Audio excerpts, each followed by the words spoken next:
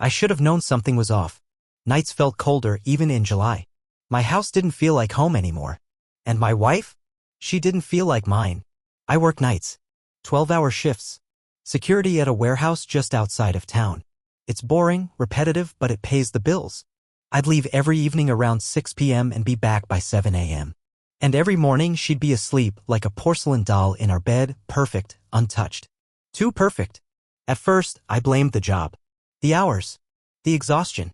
Maybe I was paranoid. Maybe I just missed her. Maybe marriage really does dull after a few years. But then little things started adding up. Lipstick stains on wine glasses I never touched. A faint cologne in the air that didn't belong to me. Her hair done, makeup flawless, wearing that red silk robe at midnight when I forgot my lunch and came back to grab it. She said she was just watching TV. Said she felt like dressing up. Said I was imagining things. I believed her. God help me, I wanted to believe her. Because the alternative? The thought that she was cheating while I was busting my ass overnight, it made me physically sick. But I started paying attention. I bought a small notebook. Started tracking patterns. Writing things down like some obsessive lunatic. One Thursday night, I left for work as usual. Kissed her goodbye. She barely looked up from her phone. 10 minutes later, I parked my car 3 blocks away and walked back. Lights were still off. I crouched in the backyard, heart racing, hiding behind the grill. I don't know what I was hoping for. Proof? Or maybe some lie I could tell myself to keep going. 43 minutes later, a car pulled into the driveway. I recognized it immediately. It was his. His name was Kyle. I didn't know him personally, but I'd seen him around. He worked at the same gym my wife went to, some ex-Marine turned personal trainer. Tall, built like a tank, with that cocky swagger that made women laugh just a little too loudly when he passed. I never liked him. Never trusted him. Something in the way he looked at my wife, even in front of me, too familiar, too confident. But I swallowed it back then. Told myself I was being insecure. Jealous. Weak. That night, crouched behind my own goddamn barbecue, I watched him walk up to my front door like he owned the place. He didn't knock. Just punched in the code on our keypad lock like he'd done it 100 times before.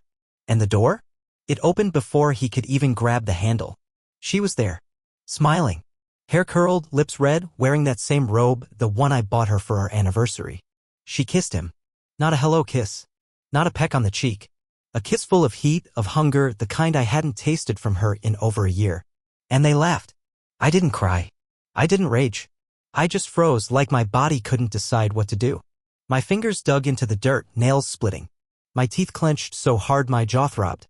I wanted to scream, to run inside, to drag him out by the throat. But I didn't. I stayed hidden. Silent. Like some pathetic ghost haunting his own life. They disappeared inside and the door shut with a finality that felt like a slap. I stayed there for 2 more hours, staring at the windows, watching shadows move behind the curtains I paid for. My mind filled the silence with sounds I couldn't hear, moans, whispers, betrayal. A movie reel of pain spinning behind my eyes. Eventually, I stood up, brushed myself off, walked back to my car like a man leaving a funeral. At work that night, I didn't eat, didn't talk, just sat in the security booth, watching grainy camera feeds and feeling like the walls were closing in. She texted me around 2 a.m. Hope your shift's okay. I miss you, Red Heart. Miss me? She still had him inside her when she sent that. I didn't confront her right away. I couldn't. Something inside me shut down. It's strange, you'd think that discovering betrayal would ignite fury, trigger an explosion. But for me, it was the opposite. Everything just went quiet. Like someone pressed mute on my soul. I moved through the next few days like a robot, going to work, coming home, pretending everything was normal. And she played along perfectly. Too perfectly. She kissed me in the mornings, brewed my coffee just the way I liked it, asked how my shift went with a voice so sweet it curdled my stomach. I stared at her sometimes, really stared, wondering how long she'd been living this double life. Wondering how many lies she'd told right to my face while wearing that same fake smile. I remembered every "I love you," every promise, every whispered forever in the dark. All of it rotted in my memory now, soured by the truth. I started collecting evidence. That sounds crazy, doesn't it? But I needed it. Proof. Not just for me, but to stay grounded. To not lose my mind in the whirlwind of suspicion and emotion. I checked the home security logs, the keypad entries, the motion sensors. She disabled the cameras inside months ago, claiming she wanted privacy. I thought she meant from hackers. Now I knew she meant from me. I found deleted texts on the old iPad still synced to her phone. Not full conversations, just fragments. Enough to know this wasn't new. Last night was amazing face-blowing kiss from a number saved as Kim. You still smell like him winking face from another. I scrolled until I felt physically ill. My hands shook. My eyes burned. I kept reading anyway. One night, I left for work but doubled back again, parking even farther away this time. It was raining. I stood across the street, hidden behind a neighbor's pickup, soaked to the bone. And just like before, right around 8:30, he showed up. No flowers. No subtlety. Just walked in like he belonged there. This time, he stayed the night. She sent me a goodnight text around midnight. Said she missed cuddling. Said she was lonely. While another man lay in my bed. While his sweat stained our sheets. I think that's when something inside me finally broke. But not in the way you'd expect. I didn't scream. I didn't rage. I started planning. Planning gave me control. It was the only thing keeping me from falling apart. Every time I looked at her, those familiar eyes, that soft voice that once brought me peace, all I saw now was a stranger wrapped in a mask of my wife. I didn't know who she was anymore. And worse, I didn't know how long she'd been gone. Was it months? A year? Had I been mourning a marriage that had already died and just didn't know it yet? I started documenting everything. I saved text logs, copied security timestamps, took photos of the wine glasses she forgot to clean, the towels that smelled like him, the faint scratches on her back I never put there. I even recorded the audio from my old phone hidden under the couch cushions. One night, I caught them. Not just the moaning, not just the creaking bed, but the things she said to him. She told him she felt alive with him. That he made her feel seen, desired, real. She said I was boring, that I lived in routine, that I had no ambition, that I was too comfortable in misery. Those words stabbed deeper than any scream. I didn't realize she saw me like that. I thought I was being a provider. A man who worked hard so she didn't have to worry. Turns out she saw it as weakness. As laziness. She said he made her feel like a woman again. I guess I hadn't been enough of a man. One night after he left, I came home like nothing happened. She greeted me in the kitchen, wearing my old hoodie and no pants, her legs bare and marked. She kissed me. I kissed her back. Not because I wanted to, but because I needed to hold the lie a little longer. I needed to see how far she'd go. And she went far. She asked if I wanted to shower together. I said no. My stomach twisted at the thought of touching her skin, still warm from another man. I told her I was tired. She smiled, touched my face, told me she understood. And for a second, God help me, I believed her. For one moment, I saw the girl I married. But she was gone the second I blinked. The next morning, she made pancakes. The same way I liked them, too much syrup, extra crispy edges. She laughed at a joke I didn't tell. Told me she was thinking about getting a dog. A dog. As if planting more roots would fix anything. I nodded, played along, all while feeling like I was watching a movie of someone else's life. Inside, I was done pretending. She'd buried the man I was. Now I was digging up someone else. The day I decided to confront her wasn't some dramatic thunderstorm or cinematic climax. It was a Sunday. Bright, quiet, almost cruelly peaceful. She was in the backyard watering her flowers, tulips, her favorite, barefoot in the grass like she was living in a goddamn dream. I stood in the kitchen, holding my coffee mug with both hands, watching her through the window. It hit me then, all at once, how much I didn't recognize her. Not just because of the lies, but because of how effortlessly she lived them. She didn't seem guilty. She didn't flinch when I looked at her. She still called me babe, still wore my old t-shirts to bed, still asked what I wanted for dinner like nothing was crumbling. But I knew. And I had all the proof I needed. She came inside eventually, humming to herself, a smudge of dirt on her cheek like something out of a postcard. She smiled when she saw me. That smile, once the center of my world, now made my skin crawl. I asked her to sit. She blinked, confused, but obeyed. I could see the shift in her posture. She sensed something. I didn't scream. Didn't accuse. I laid everything out on the table, literally. A printed timeline of her betrayal. Texts. Camera logs. Audio recordings. Photos. Her eyes darted from one to the next, growing wider with every second. She tried to speak, but I raised a hand. I wanted silence. I wanted her to absorb it all, to drown in the reality she'd created. When she finally did speak, her voice was soft. Shaky. She said she didn't mean to hurt me. That it just happened. That she felt lost and Kyle made her feel found. She used words like connection, chemistry, timing. I wanted to laugh. Instead, I asked her one question. Did you ever love me? Or was I just convenient? She cried then. Real tears. But I didn't buy them. I'd seen her fake cry before, at family dinners, during arguments, even once in court over a parking ticket. She was good at it. Too good. She said she did love me once, maybe still did in some way, but she changed. She kept repeating that I changed. Like that excused everything. Like betrayal becomes acceptable when you outgrow the person you promised forever to. I didn't yell. I just stood up, walked to the bedroom, and pulled out the duffel bag I'd packed 2 nights earlier. I told her I was leaving. That she could have the house, the car, the fucking tulips. I didn't want a piece of this life anymore. It was all poisoned. She begged me to stay. Said she'd end it with Kyle. Said we could go to therapy, start over. She knelt on the floor, gripping my jeans like a drowning woman clinging to driftwood. But it was too late. She didn't just cheat on me. She erased me. And now I was erasing her. Leaving wasn't easy. You spend years building something, a home, routines, a shared language made of inside jokes and silent glances, and then you have to watch it all collapse in minutes. I moved into a small, grimy apartment on the edge of town, the kind of place that smells like wet drywall and forgotten cigarettes.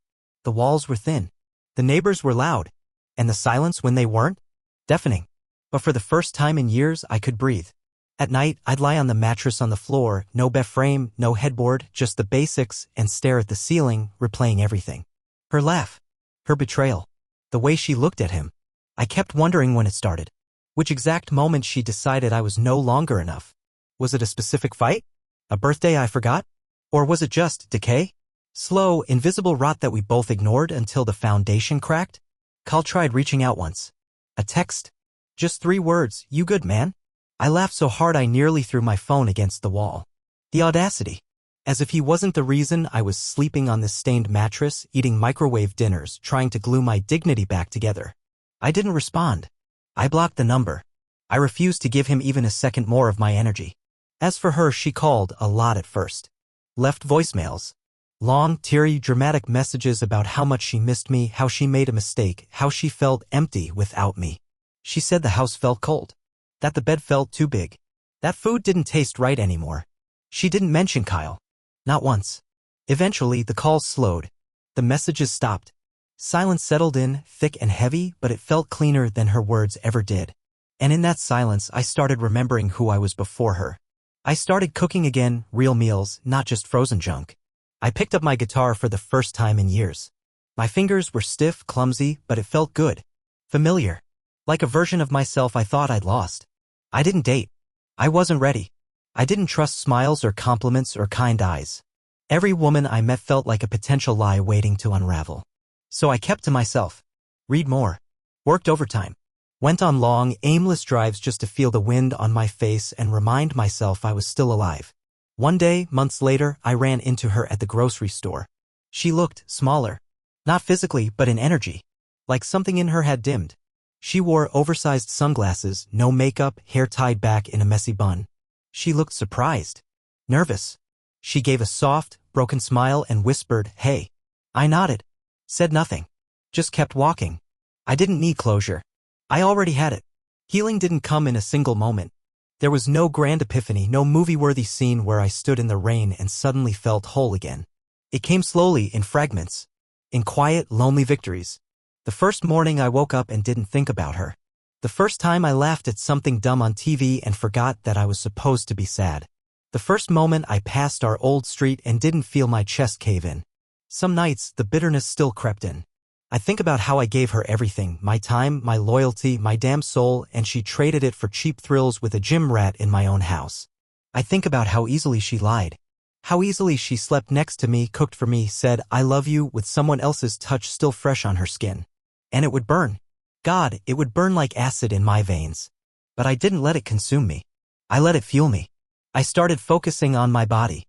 I hit the gym, not to compete with Kyle, not to prove anything to her, but for me. For the man I left behind while trying to keep her happy. The weights became therapy. Every rep, every drop of sweat, every sore muscle reminded me I was rebuilding. Not just my strength, but my identity. One that didn't revolve around her. Eventually, I started talking to people again. Casual conversations at the coffee shop. Small talk at work. I stopped flinching when someone asked if I was married. I just said, "Not anymore," and left it at that. I didn't owe anyone the full story. That was mine. My scar to carry, my lesson to live. There was one evening, late autumn, when I stood by the lake near my apartment. The sun was dipping behind the trees, casting gold across the water. I closed my eyes, let the breeze hit my face, and for the first time in what felt like forever, I didn't feel like I was surviving. I felt like I was living. It hit me then, betrayal doesn't just take love. It tries to take you. Your worth. Your future. Your hope. But only if you let it. And I wasn't going to let it. She shattered something in me. Yes. But what I built after? It was stronger. Months passed, and the ghost of her presence finally began to fade. The air in my apartment didn't feel heavy anymore. Her name stopped echoing in the back of my mind every time someone said something kind. The memory of her touch no longer made my skin crawl, it just felt distant. Like a chapter in a book I didn't care to reread. One afternoon I got a message from her sister, Melissa. We'd always gotten along, even shared a few honest laughs over the years. She said she wanted to talk. Against my better judgment, I agreed to meet for coffee. Curiosity, I guess. Or maybe part of me still needed answers. Melissa didn't sugarcoat it. She told me everything. Turns out Kyle wasn't the first. Just the last. There had been others, short-lived flings, discreet encounters while I was working double shifts or stuck in traffic. The betrayal wasn't some sudden spiral. It was a pattern. A lifestyle. She'd been playing this game far longer than I ever imagined. The only difference was this time she got caught.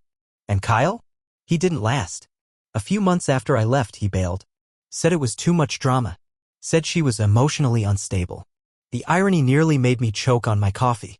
She blew up her marriage, her security, her reputation for a man who saw her as a temporary thrill. A distraction. And when the excitement faded, so did he. Melissa told me she tried therapy. That she claimed to regret everything. That she still spoke about me like I was some lost treasure she'd been too blind to hold onto. I didn't feel satisfaction. No justice. Just a strange, hollow pity. Not for her. For the man I used to be, the one who would have still believed her. I walked home that evening feeling both lighter and heavier. Lighter because the weight of confusion was gone. Heavier because the truth settled so deep it almost anchored me. She hadn't just betrayed me.